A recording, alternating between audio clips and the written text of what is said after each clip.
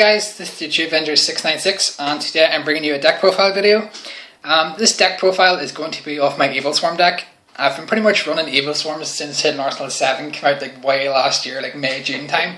The deck is like really fun to play, it's really consistent, and it's probably one of my most favourite decks of all time apart from Dino Rabbit and Plant Synchro.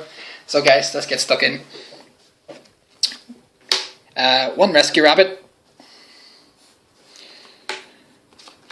Triple Heliotrope, which is pretty standard really. Triple Caster, this guy is so awesome and he's not even affected by Veiler. But you can't Veiler, but the effect still goes through, which I still find funny that people do this and this like it still goes through. Triple Kirkion, one of the hearts of the deck, this guy is so awesome.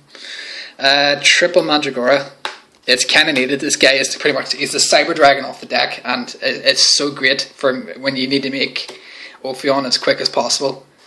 2 Thunderbird. I only run 2 because I was finding 3 a bit conflicting for myself because like last format it was a bit conflicting because it wasn't really doing much, but this format it's absolutely beast because it's pretty much back row heavy now. This card is absolutely insane.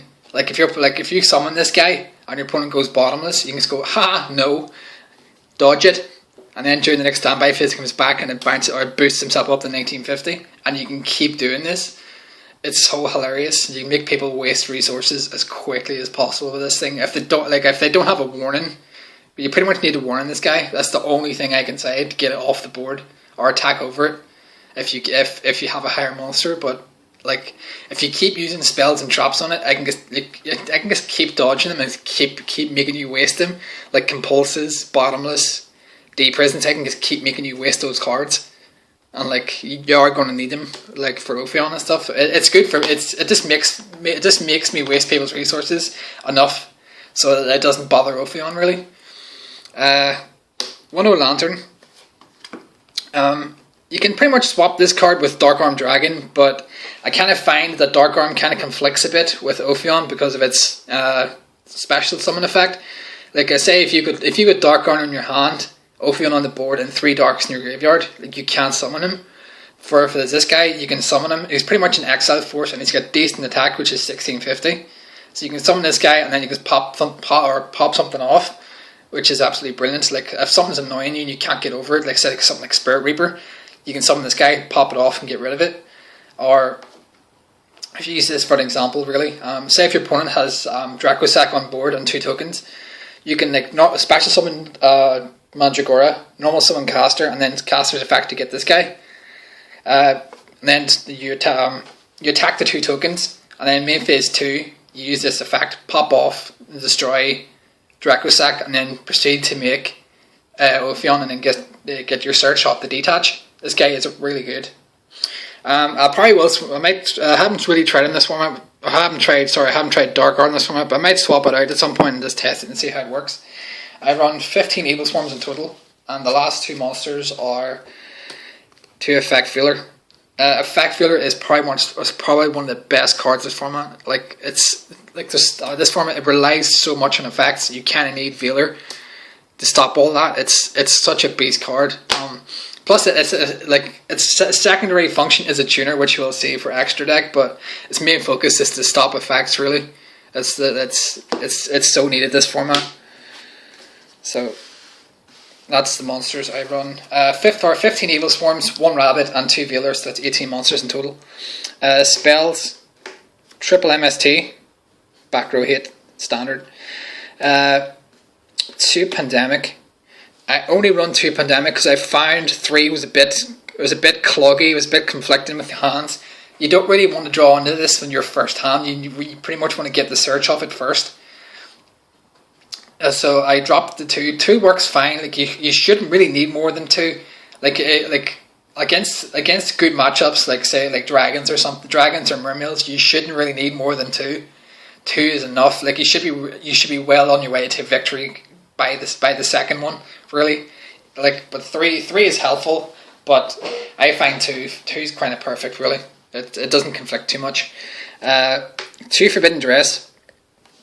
I'd rather have this guy or this card, double of this over double Safe Zone, for the simple reason, if you can MST safe zone, and then once the MST safe zone, the monster gets destroyed as well. For this, it protects it. It protects it against stuff like Ryko, Blaster, just any monster effects that destroy or banish or whatever, or just like clear off board, or any effect really. It's so good. That's why I'd rather have it over safe zone. It's so much better because it keeps the monster on board, and it lets you continue your play and lets you maintain field presence with Ophion. One reinforcement to start charge your caster, get your Ophion on the board as quick as possible. One Dark Hole, clear stuff out of the road, and one Book of Moon. And then for the traps, double Fiendish Chain. This card is so good, this format is so ridiculous. Like I said for Veiler, you pretty much need to stop effects this format, and this ensures that it does the same thing. Plus the added bonus the monster can attack. So it's so good. Double Vanity's Emptiness. I like maining this over safe zones. I've seen people run in safe zones instead, but I kind of don't like Baran in safe zone to win matches. I'd rather have this thing because I'd rather have Emptiness, because emptiness shuts off your opponent from doing absolutely anything. Like they can't go for a rank. They can't go for an Exceed summon. Like when Ophion's on the board, this and Key Beetle, it's basically game, because they can't special summon anything. It's so good. I'd rather main this. It can stop some crazy plays with Mermails. Like they can't drop Megalo or anything. Or they can't special summon off Linde's effect either, which is absolutely brilliant. I love this card so much. One Infection is pretty much stable. This card is so broken. Note to self, guys, you need to get this thing off the board as soon as possible. MST this thing as soon as possible, otherwise Evilswarm players are just going to go shit on you. Because you can just keep recurring stuff to your hand over and over and over unless you get rid of it.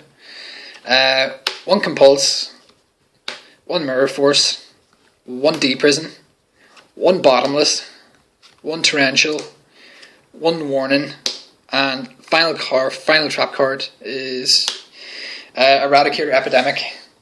I chose to keep in Eradicator because it's pretty much like a heavy storm. This thing is so broken. I have won so many games this format because of this card. Against Spellbooks, it's an auto win. Like if you pull this and then just set it and then flip it on Ophion and kill it, and you've got a Kirkyan in your hand, you're good to go. This thing wrecks face against Spellbooks or just anything that's trap heavy. Or if you know the deck you're playing against, this can give you a big advantage. I've seen people not run it at all, or run it in extra deck, run it in side deck, or not run it at all. I preferably like to main it because it's like as I said, it's like having an extra heavy storm in your deck. It's so ridiculously good. The only changes I would probably make to traps, I would probably drop the Compulse for a second Mirror Force or a second D-Prison. Compulse is sort of iffy this format. I don't know. It can work sometimes, but that would probably be the only change I'd make to the trap lineup. That's the deck, guys. 40 cards in total. This is the extra deck. Since I run Veiler, one Cataster, just to clear stuff out of the road. There's all the Boojins for Boojins and for Lightsworns and stuff really. One Ouroboros. Triple Ophion, staple of the deck. This thing is so retardedly broke. It shuts down so many decks. It is absolutely ridiculous. Against dragons, mermails, Fusion Gate heroes, this thing is absolutely stupid. It is so broken, it's not even funny. Double Bahamut. I've seen people only running one of these. I preferably like to run two. Two works perfectly because it's like a mini Big Eye, and it's a rank 4, which you can make really easily. I like this guy a lot. He actually won me a game the other night. I was playing on YGOPro. The guy he was playing Fusion Gate Heroes, and he made the Urneos thing, which gains attack difference. He had something like 15,000 life points, and we had something like 5. So it was like sitting at 11,000 attack. So I went Bahamut and stole it, and I attacked him directly for 11,700 damage, and then to 2350 from this. And then next turn he just scooped. There was nothing he could do because I stole his monster. So I thought that was pretty awesome. I'll probably upload that clip to the channel at some point so you can have a look at it. One Gemini Pearl, one Key Beetle. You only really need one Key Beetle. You don't really need more than one. One Black Ship of Corn, clear stuff out of the road, like Zen Maidens or Spirit Reaper or something like that. One Diamond Dyer, do the same thing really, just to clear stuff off the board, just clear unnecessary problems out of the way. One Maestroke, one Cowboy for those Cowboy games. One Nightmare for the Constellar matchup, and the last card is Photon Butterfly Assassin or Populative. The only changes I would probably make to extra deck if I had the cards, I would probably drop a Bahamut and a Gemini Pearl for Exciton Knight and 101. That would probably be the only two changes I would make if I had the cards, but those cards are like ridiculously expensive, and like anybody has them, they're selling them for really good money. So unless I get the money or get power, pull them in packs, like I'm not be running them, but like I would like to run them. They're two of the main cards, like, and then for staple extra deck this format, and they're rank 4 and they're so easy to make. And plus, like Exciton Knight it's a free nuke off the board. Really, it's a free nuke.